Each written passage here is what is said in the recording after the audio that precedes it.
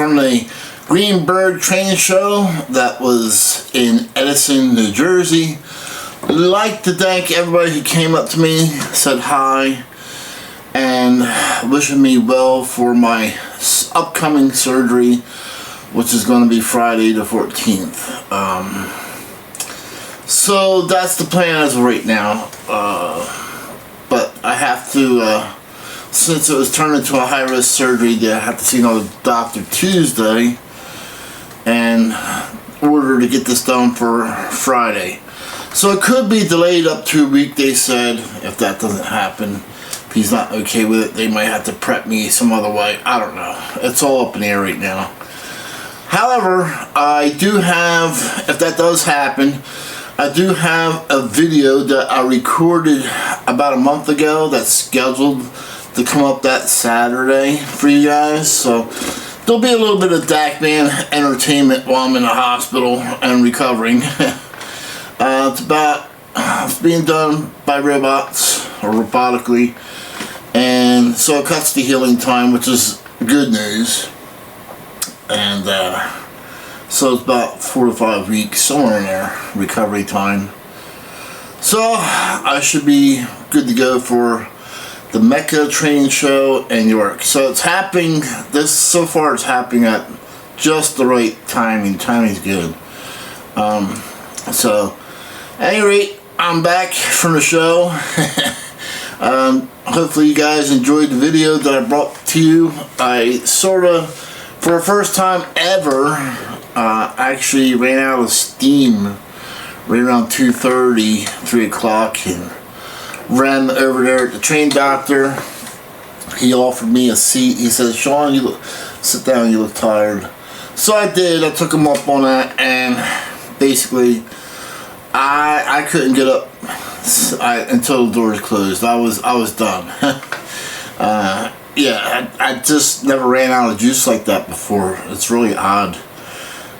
Usually I'm good to go all day long. I'm like the Energizer Bunny, but even right now you can see that I'm struggling. I'm wore out. And after I get this done, the surgery done, I should return. They say I will return to my normal self, which I can't wait for.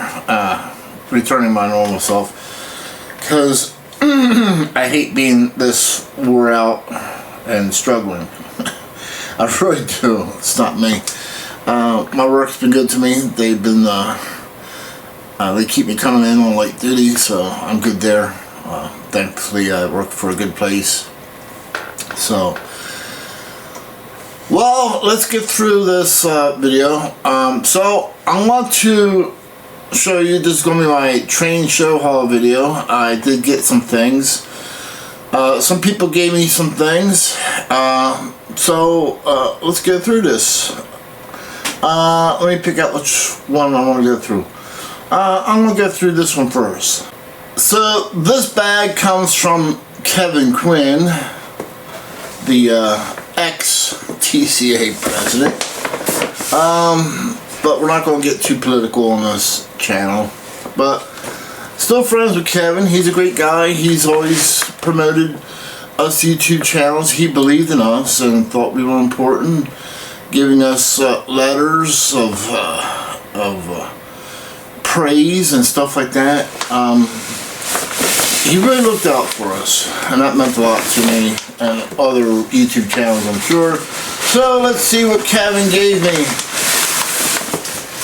because I have no idea what's in here. He's always giving me stuff, which is cool. Oh, look at this. Ooh. So we got a Conroe binder right here. It was a little sort of fast turning around because I'm excited to see what's in here.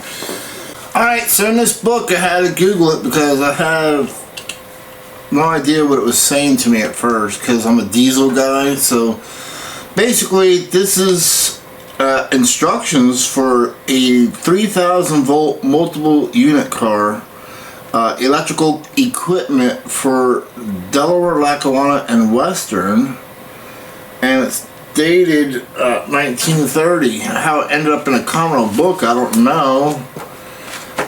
So I actually had to Google this because I'm not familiar with any of this stuff when it comes to, you know, overhead electrics, but it come up that General Electric historically cataloged its technical instruction manuals, schematics, and parts list using a GEI prefix. So if I look here, it says GEI 5325 as the header for the instructions. So yes, a 3000 volt DC overhead catenary system was pioneer technology for electrical multiple unit cars, also known as EMU.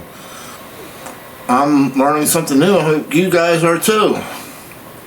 The most notable 3000 volt DC multiple unit operation in the United States was the Delaware, Lackawanna and Western Railroad. Suburban electrification in northern North Jersey, which used GE equipped motors and controls. Wow. This is all new to me. And I'm thumbing through this, and there's diagrams on motors and replacing armature in a frame and how-to stuff. It's like, wow. Removing the armature from the frame. There was something in here dealing with the catenary system, and you know, catenary up and down. This is something else. So how this ties into Conrail's, I don't know. But since this is North Jersey stuff, I'm sure somehow or another it ties into the history of New Jersey Transit. Lightning arresters. Diagrams. List of fuses. Wow. Magnetic valves, or magnet valves. Control coupler sockets and jumpers. Controls cutout switches. I mean, this book's got some history to it. Now I'm grasping what's going on here. This is not geared towards any locomotive. This is geared towards the system itself. The relays and the circuits that actually control the 3000 volt catenary system. That's what this manual is for. Troubleshooting, repairs, the relay circuits and all that stuff for the system itself that supplied the 3000 volt to the locomotive. So now I'm getting what's going on here. And very cool stuff though. So thank you very much, Kevin. This will end up in the Conrail Museum for sure with that kind of history. Let's see what we have. What else we have? What do we have here? Look at this map. What is this map of? My goodness. Wow. What do we have? That's, oh my God. It is a Conrail right-of-way map, Pennsylvania Railroad, Pittsburgh line. Ha! This is, oh my God. Look at this map. I don't even have it unfolded all the way yet. There you go. Look at the size of this map. That's crazy. Oh man, this is cool though. Conrail right-of-way map, Pennsylvania Railroad, Pittsburgh line. Well, I'm thinking that pretty soon I'm going to need an 86-foot high cube box car to put all this in, like what the Conrail Historical Society did. Maybe I can get somebody to donate one to me. But then I have to have the place to put it, of course. But this is, wow, what a map that is. That's definitely going to go into the Conrail Museum for sure. What a find. Thank you very much, Kevin. Oh, what do we got here? Oh, man. Oh, I definitely don't have this. Conrail Albany Division Interlockings, 1997. Look at the size of that book. Yeah, that's going to go out on display on the table. So, yeah, oh man. Controlled from Selkirk, New York. So they have these interlockings, and it tells you where the interlockings are controlled from. Locations. Remote controlled from LAB.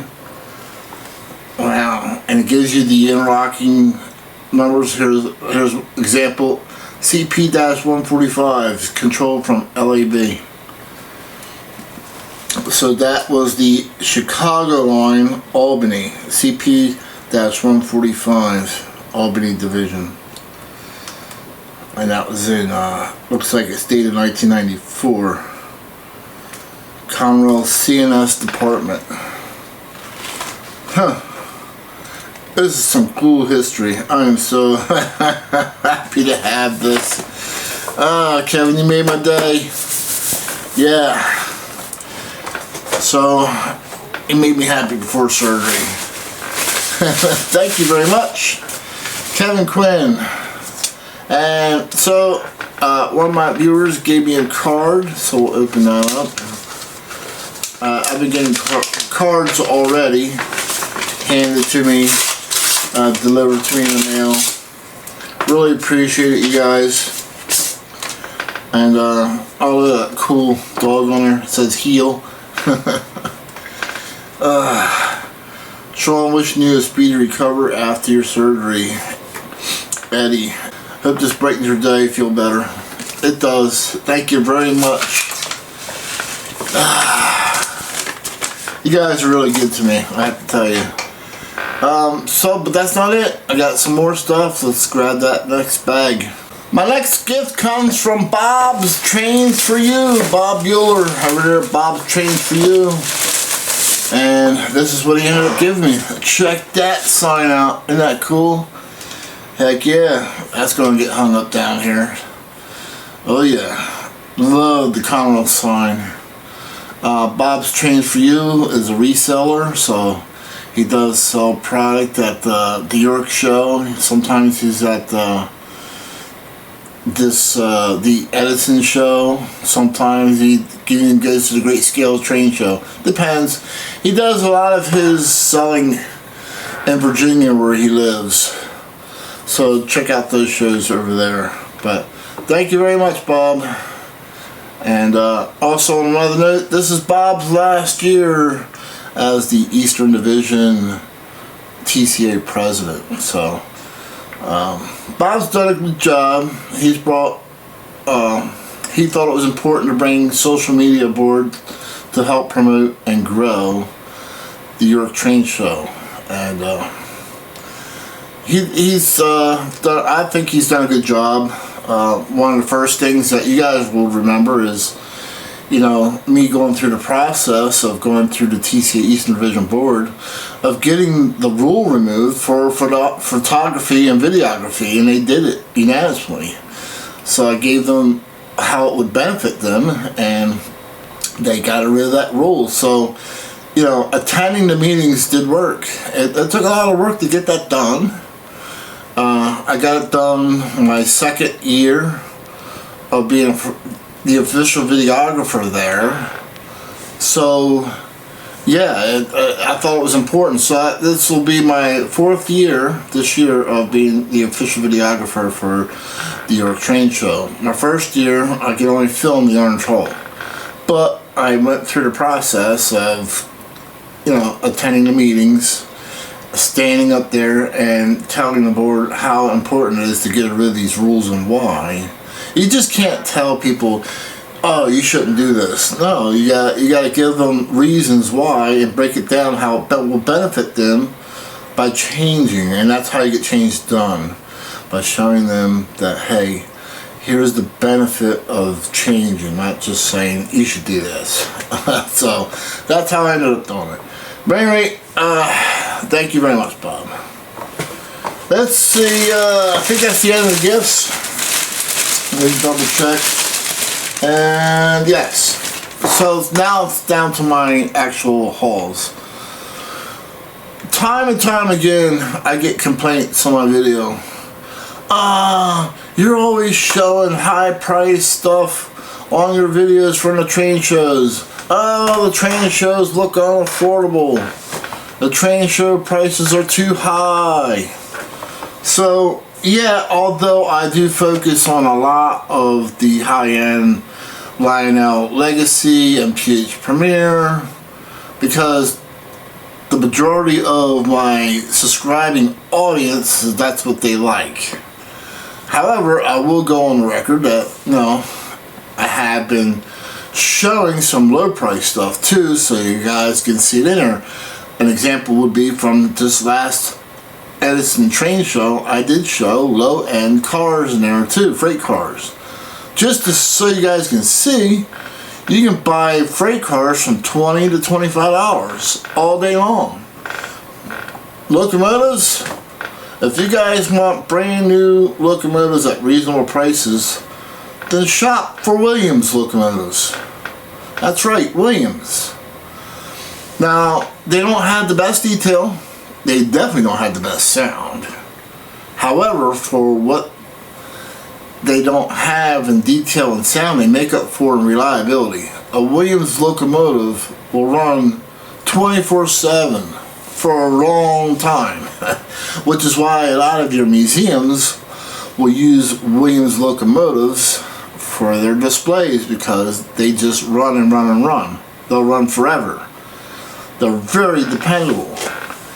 Most people don't buy them because they don't have the remote controls or whatever, but they are very reasonably priced. You can get into a Williams locomotive diesel from anywhere from $150 to $200. And then, when was the last time you heard about anybody complaining of having to, send a Williams locomotive to a repair shop? It's like back in the day, in the 70s, when I was a kid, Cadillac was, it's not anymore, but was the best name in cars. When people would pick on my uncle about having Cadillacs, he would ask him, when was the last time you seen a Cadillac mechanic? And it was true. And that day, they didn't need them. The cars lasted. Same way with Williams. But at any rate, so now that I made that spiel, so I added to my Conroe safety training, I've seen these two cars, and I just love these safety cars now because they have sayings on them. So, like, for example, this Jersey Central says, follow the signal to safety. So that means you always are watching for that signal, whether it's, approach, slow approach. Conroe used a lot of the old Pennsylvania Railroad signals for a long time on many of their tracks. And then we have the Lehigh Valley version, and that one says, follow the flag to safety. Gotta love that one. When you see these are both are K-line. When you see these cars, this is Conroe employee only boxes. So these were safety words to the Conroe employees. You could, as a public, you could not buy these. So these will get added onto my Conroe GG1 safety train. So these were listed for $30 each. Since I bought both of them, he knocked the price down to $50. You can't even buy a brand new scale Lionel freight car for less than $100. So there you go. I bought two cars for half the price of a brand new Lionel scale car. So there's your example of you can get deals at train shows every time, all the time. Last but not least, I picked this up from Just Trains. Atlas O, Master Series Erie Lackawanna Cylinder Hopper. Well, as I was walking around the train show, I thought to myself, I like running the Conrail Rainbow Years trains with my patched locomotives. I have Penn Central and I have some Reading, but I don't have any Erie Lackawanna. So I said, well, I'm going to pick this up from Just Trains. Now, like I said, Master Series full-scale car from Just Trains. These ran brand new anywhere from 80 to 90 bucks. So, Just Trains got this out of collection. It's brand new, never been run. They had it listed for $45, which is a deal. Actually, that's a steal of a deal for an O-gauge full-scale car, especially Atlas Master Series. But, you know, because I promote them all the time, they gave me a better deal than that. And so I really appreciate the deal that Sandy ended up giving me for this. So I know there was those of you who were concerned, oh, you're doing all this for the vendors and they should be helping you. And I don't ever ask for any of their help. I just do this willingly. I don't expect anything in return, and they know that. But yes, the dealers do things for me. Whether it's getting me passes, helping me out with an expense here or there, or sometimes if they have a good sale on my videos, they'll give me a little bit of money. If I see something I like, they'll give me a discount like what Just Trains did. At the end of the day, they don't have to do any of that. And I make sure I tell them that before, when they offer me the money or the deals or the passes, I'm like, look, I'm doing this, you don't have to do this. I don't expect any of this. And they said, yeah, we know, but we still want to do it for you. And, you know, it means a lot to me that, you know, they really going to bat for me at Greenberg. When that day that most of them lined up in the office in Dylan's ear about bringing me aboard, that meant a lot to me. It showed me that these dealers really like what I'm doing. And, you know, the response is overwhelming. The videos actually bring them, you know, sales. I always get feedback from all of them how these videos give them sales, especially when I do a store sale or store video, whatever have you. It brings it brings the people from all around the world that would normally not be able to attend a train show or a store sale or sidewalk sale, whatever have you, to shop too. Which brings me to my next thing.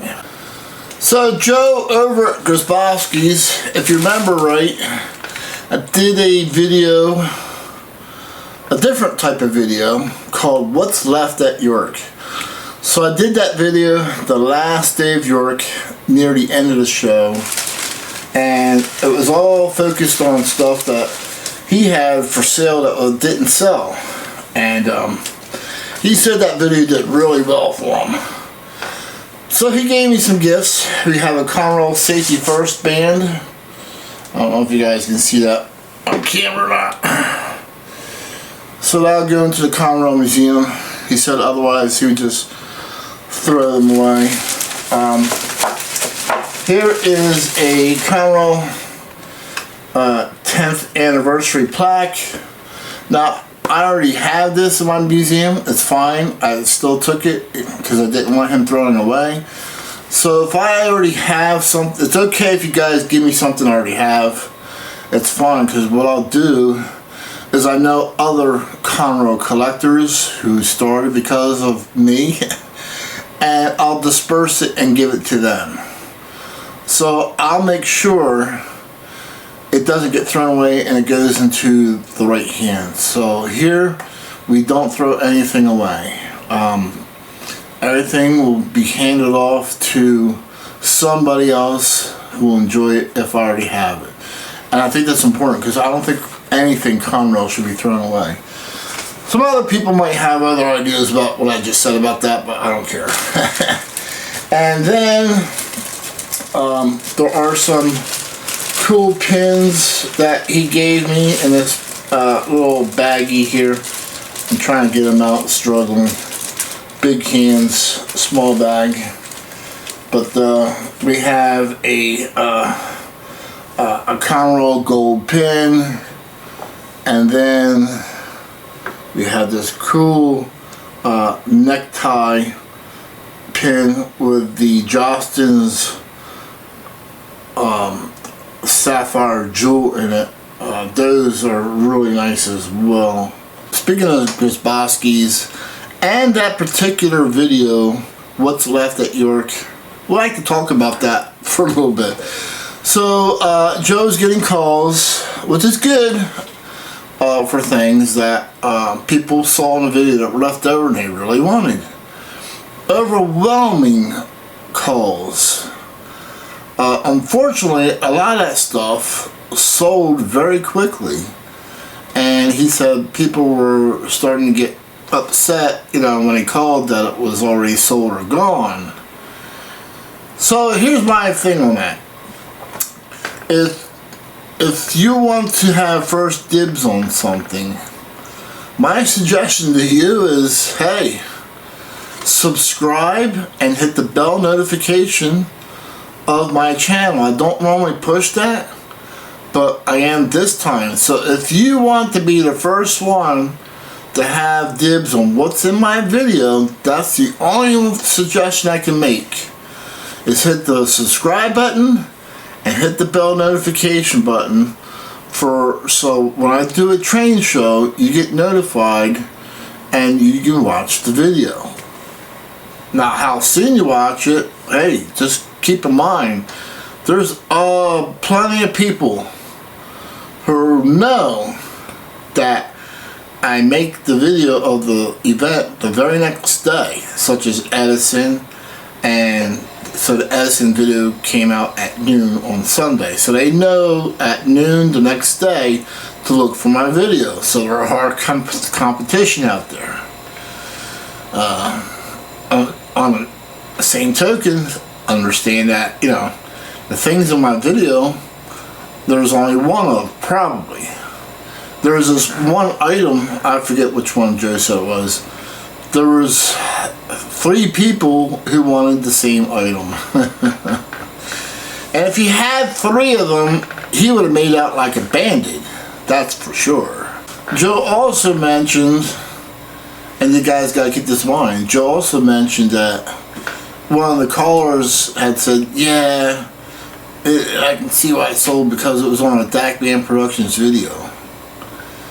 And that actually meant a lot to me, that he told me that, because it tells me that people are watching and buying, and these vendors, the hobby shops, have taken notice of all this, and they get sales all from my videos, and they appreciate it.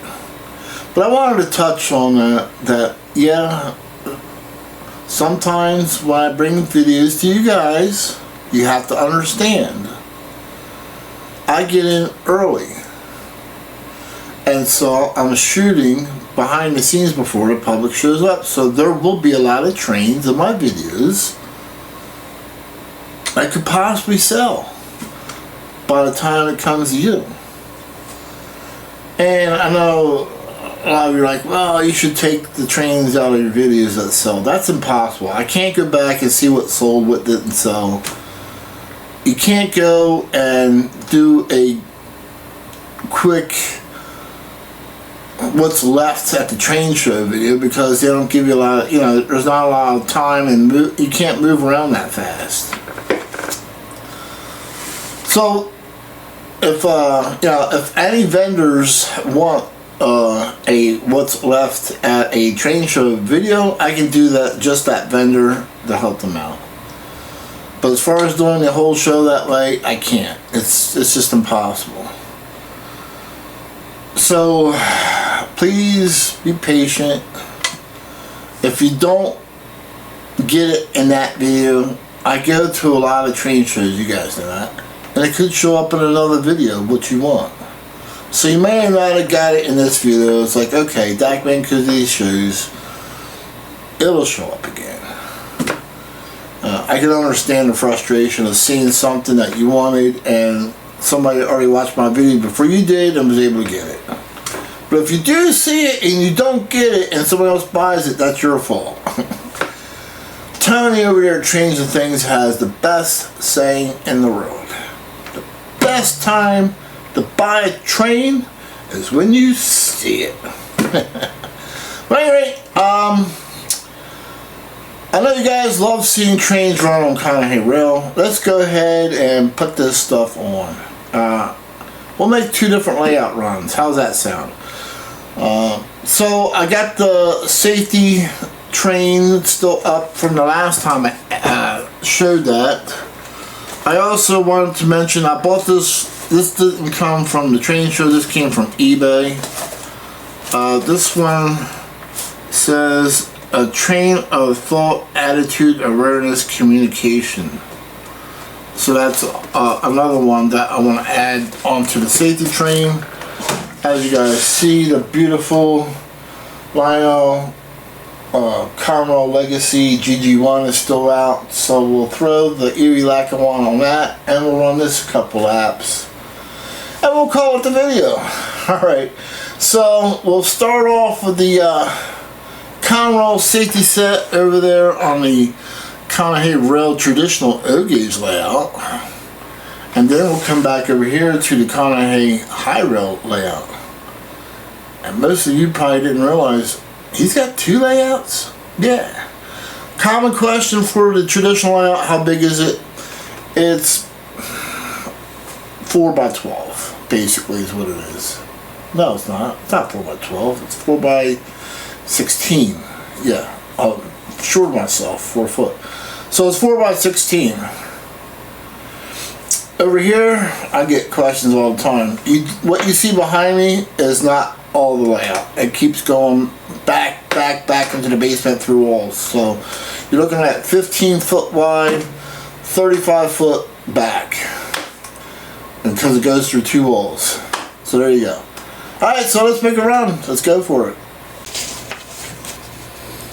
Okay, on this Conrail boxcar, the brown one with the yellow door, I had made previous videos about this and the history behind them, and basically what the yellow door had a meaning. It wasn't just something that they randomly painted yellow. There was a reason behind it. However, I did want to make additional comments to that for that video, for those of you who follow me. So there was a note from the Conrail Safety Incentive Award committee that I thought was very cool that went with this boxcar. So on this note it says, Conrail 166000, a X71 class yellow door 50 foot boxcar, was originally built for the Penn Central in 1971. The X71 class numbered 1,000 cars and ranged in series from PC 166000 through PC 166999.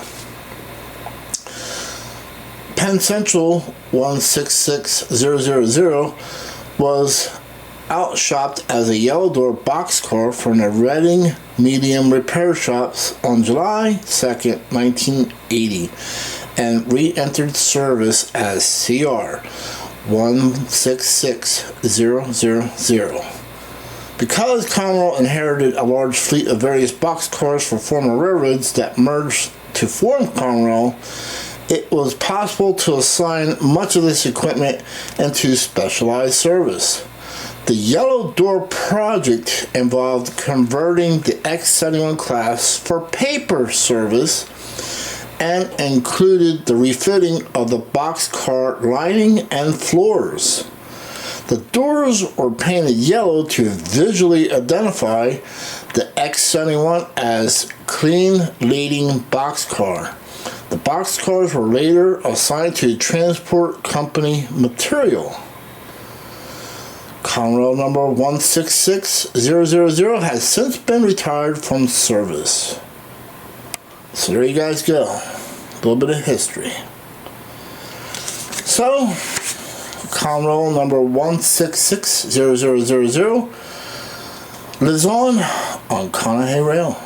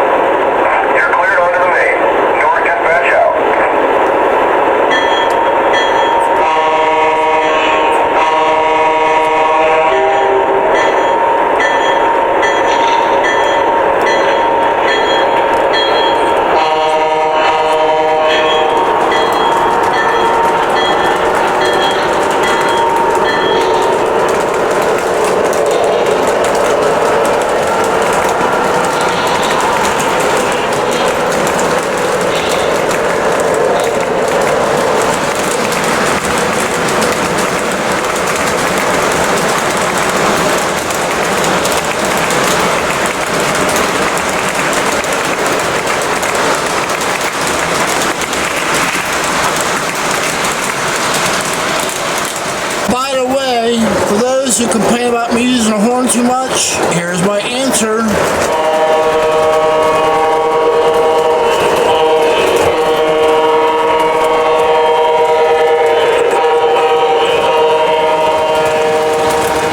Yeah, I love the horn.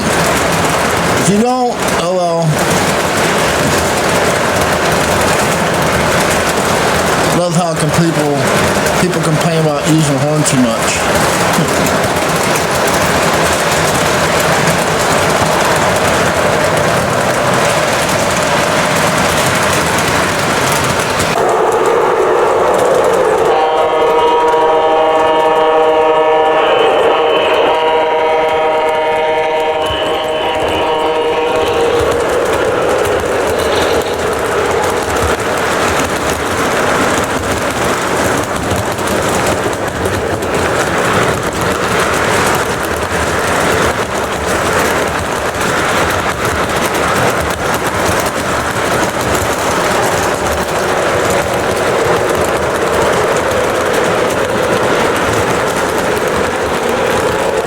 You hate overuse of horns?